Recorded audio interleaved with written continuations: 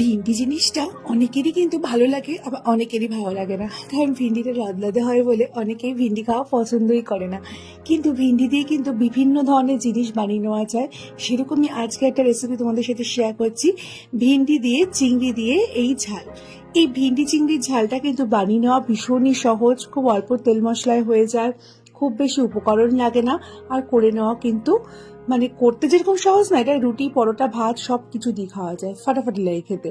তো এর জন্য ভিন্ডিটাকে কেটে নিচ্ছি, আর অপরদিকে আমি এখানে আলু দিচ্ছি, তো আলুটাকেও কেটে নেবো। ভিন্ডি আলু দিয়ে রেসিপিটা করব, তো আলুটাকেও মোটামুটি ছোট ছোট করে ভিন্ডির সাইজে সেম ভাবে শেপ করে কাটবো। খুব বড় ছোট করব না, ভিন্ডির সাথেই মিলিয়ে কাটবো। অপরদিকে নিয়ে নিয়েছি 200 গ্রামের মতো চিংড়ি, আর ঢেঁড়সেরও অনুপাতটা নিয়েছি 200 গ্রাম, আর আলু নিয়েছি জাস্ট মিডিয়াম সাইজের দুটো। এই সমস্ত কিছু দিয়ে পুরো ব্যাপারটা করব। দিয়ে দিচ্ছি নুন হলুদ চিংড়ি মাছের মধ্যে, নুন হলুদ দিয়ে চিংড়ি মাছটাকে ভালো করে মেখে নেব। যেরকম করে চিংড়ি মাছটাকে নুন হলুদ দিয়ে ম্যারিনেট করে রাখতে হয়, ওই 2-3 মিনিটের মতো ম্যারিনেট করে রাখবো। বেশিক্ষণ ম্যারিনেট করে রাখার দরকার নেই। আমি চিংড়ি মাছের মাথাগুলোকে মানে বলেছিলাম রেখে কাটতে, তো ওরা এইভাবে কেটে দিয়েছে, তার জন্য দেখতে একটু অদ্ভুত লাগছে, তো এটাকে ইগনোর করো বন্ধুরা। এবার চলে যাচ্ছি রান্নায়। তো রান্না করতে গিয়ে প্রথমে কড়াইটা ভালো করে গরম করে 2-3 চামচের মতো সর্ষের তেল দিয়ে তেলটাকে ভালো করে গরম করে নিয়েছি। এবার চিংড়ি মাছগুলোকে দিয়ে দেবো। চিংড়ি মাছের নিয়ম হচ্ছে চিংড়ি মাছকে অল্প ভাজতে হয়, অতিরিক্ত ভাজতে চিংড়ি মাছটা রবারের মতো হয়ে যায়, তো সেইটা কিন্তু খেয়াল রাখবে। চিংড়ি মাছ ভাজার সময় চিংড়ি মাছটাকে তেলের মধ্যে দিয়ে জাস্ট 1 মিনিটের মতো হালকা নেড়ে চেড়ে তুলে নেবে। তাহলে চিংড়ি মাছটা পরের দিকে কি হয়, ভাপিয়ে ভাপিয়ে বেসিক্যালি এটা সেদ্ধ হয়। খুব বেশি ভাজলে কিন্তু রবারের মতো একটা টেক্সচার চলে আসে, মানে চামড়া চামড়া হয়ে যায়, খুব একটা ভালো লাগে না, শক্ত হয়ে যায়। দেখো চিংড়ি মাছটা গুটিয়ে এসছে, ঠিক এই স্টেজেই আমি চিংড়ি মাছটাকে নেড়ে চেড়ে তুলে নিচ্ছি। আর যেহেতু চিংড়ি মাছ দিলে একটু সামান্য জল ছাড়ে, এগুলো কিন্তু এতগুলো তেল না, তো দেখে ভয় পেও না। এর মধ্যে কিন্তু চিংড়ি মাছ দেওয়ার পরে কিন্তু নুন হলুদ দেওয়া থাকে, তো জল ছাড়ে, তো জল আর তেল মিশে এরকম টেক্সচারটা হয়েছে। তো এটাকে দেখে ভেবো না যে এতগুলো তেল দিয়ে করেছি, কারণ এতগুলো তেল সত্যিই দিইনি, আমি 2 চামচের মতো তেল দিয়েছি, আর বাকিটা এই চিংড়ি মাছের জলটা ছেড়েছে। চিংড়ি মাছগুলোকে তুলে নিচ্ছি। কিছু কিছু মাথা খুলে গিয়ে ভাজা আলাদা হয়ে গেছে, এগুলোকে ইগনোর করো বন্ধুরা, মাথাটা ঠিক মতো কাটতে পারেনি ওরা। এবার দিয়ে দিচ্ছি সামান্য একটু কালো জিরে ফোড়ন। তোমরা যদি মনে করো কালো জিরে দেবে না, এখানে জিরে ফোড়নও দিতে পারো, তবে কালো জিরে ফোড়ন দিয়ে করলে বেশি টেস্টি হবে। কালো জিরে ফোড়ন দিয়ে একটা শুকনো লঙ্কাকে ভেঙে দিয়ে দিচ্ছি এর মধ্যে। আর যেটা করবো আমি এবার একটুখানি গ্যাসের ফ্লেমটাকে একটু হালকা কম করব, খুব বেশি হাই ফ্লেম করবো না, মিডিয়াম করব, করে এবার এটাকে একটু তেলের মধ্যে নেড়ে ছেড়ে নেবো। ওই কয়েক সেকেন্ডের মতো, 30 সেকেন্ডের মতো হাতে সময় নিয়ে জাস্ট 30 সেকেন্ড একটু তেলের মধ্যে এই কালো জিরা শুকনো লঙ্কাটা নেড়ে ছেড়ে নিয়ে একটু ফ্রেগনেন্সটা বেরোনো শুরু করবে, তখন এর মধ্যে আলুটা ফার্স্টে দিয়ে দিচ্ছি।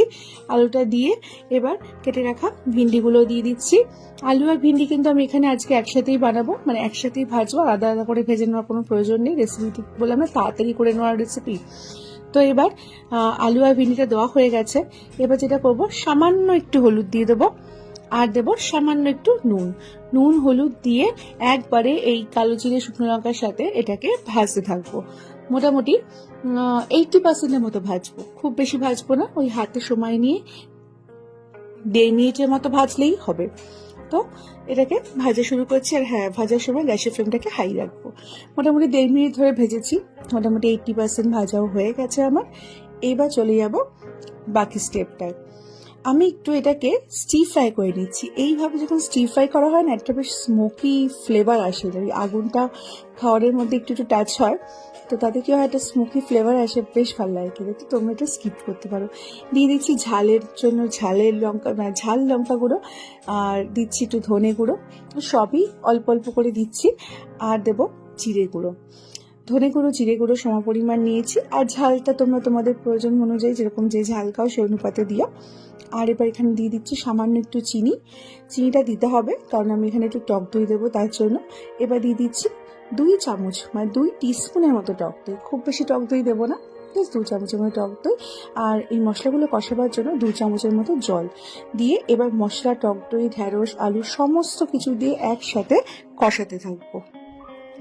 মোটামুটি এইটা দেখবে ততক্ষণ কষাতে হবে যতক্ষণ না মশলা থেকে তেল ছেড়ে দিচ্ছে, আর ফ্লেমটাকে হাই রেখেছি। আর এই যে মশলাটা কষাচ্ছি এইখানেও কিন্তু ঢ্যাঁড়সটা আলুটা বাকি যে 80% বলেছিলাম ভেজেছি, বাকি যে 20% এই কষানোতে কিন্তু অলরেডি হয়ে যাবে। আর চিংড়ি মাছ তো আগে থেকে ভেজে রেখেছি। তো মোটামুটি ভালো করে মশলা যখন কষে যাবে তখন চিংড়ি মাছটা দিয়ে দেবো। চিংড়ি মাছটাকে দিয়ে হাই ফ্লেমে আরও এটাকে মিনিট 1 মতো ভালো করে মানে কষাবো। এর মধ্যে জল দিয়ে খুব একটা গ্রেভি করলে ভালো লাগবে না, লদলদে লাগবে, কারণ ঢ্যাঁড়স তো প্রচণ্ড স্লিপারি হয়। এর মধ্যে অতিরিক্ত জল দিলে কিন্তু ভালো লাগবে না, এটা এই গা মাখা টাইপের টেক্সচারটাই কিন্তু বেশি ভালো লাগে। এবার এই 1 মিনিট নেড়ে চেড়ে নামিয়ে দেবো। রেসিপিটি একবার করে গরম ভাতে খেয়ে দেখো বন্ধুরা, আশা করি তোমাদের ভালো লাগবেই লাগবে। আর হ্যাঁ, যদি খাও মানে এরকম করে বানিয়ে খাও তাহলে আমাকে কিন্তু কমেন্টে অবশ্যই জানিও তোমাদের কিরকম লাগলো রেসিপিটি, আদৌ ভালো লাগলো কিনা। আর এটা কিন্তু রুটি পরোটা দিয়েও খাওয়া যায়। তো তোমরা ট্রাই করো, করে কমেন্টে জানিও। চলো আজকের মতো এই পর্যন্ত, আবার চলো নতুন কোনো রেসিপির সাথে। সব ভালো থেকো, সুস্থ থেকো। Thank you for watching this channel.